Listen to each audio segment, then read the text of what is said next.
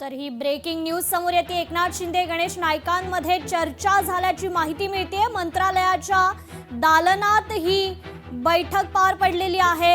या दरम्यान एकनाथ शिंदे आणि गणेश नाईकांमध्ये चर्चा झाल्याची माहिती आहे। आताची मोठी अपडेट समोर येते। मंत्रालयाच्या दालनात या संदर्भातील बैठक पार पडलेली आहे। दोन्ही नेत्यांमध्ये 15 मिनिटं चर्चा झाल्याची माहिती मिळते। नवी मुंबई आणि ठाणे महायुतीतूनच लढवण्यावर ही चर्चा झाल्याची माहिती आता समोर येते।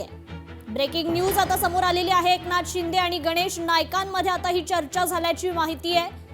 नवी मुंबई आणि ठाणे महायुतीतूनच लढण्यावर ही चर्चा झाल्याची माहिती आहे। मंत्रालयाच्या दालनात ही बैठक पार पडलेली आहे। 15 मिनिटं या दोघांमध्ये चर्चा झालेली आहे। या संदर्भात आपण अधिक अपडेट घेऊयात। आपले लोकशाही मराठीचे प्रतिनिधी उमेश करंजकर आपल्याशी जोडले गेलेले आहेत।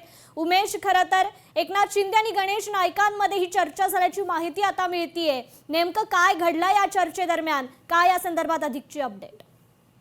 कृपा, आज राज्य मंत्रिमंडळ बैठक होती। बैठक पार पडल्यानंतर गणेश नाईक आणि एकनाथ शिंदे यांच्यातली भेट झाल्याचं समजतंय।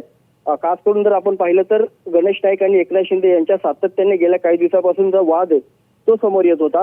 गणेश नाईक यांनी थेट ठाण्यामध्ये येऊन जनता दरबार घेतली आणि त्यामुळे ठाण्यावरती जे वर्चस्व एकनाथ शिंदे यांचे त्याला कुठेतरी फाटा देण्याचा प्रयत्न गणेश नाईक यांच्याकडनं सुरू आहे का, अशा सगळ्या चर्चा सुरू झाल्या। त्यांनी कुठेतरी शिवसेना आणि भाजप यांचा वाद दिसत होता आणि आता हो घातलेल्या महानगरपालिकेच्या निवडणुकांमध्ये हा वाद उफाळू नये याबाबतचा सगळ्या जी दक्षता आहे ती दोन्ही पक्षांनी घेतलेली आणि या दोन नेत्यांमध्ये महत्वाची चर्चा झालेली आहे।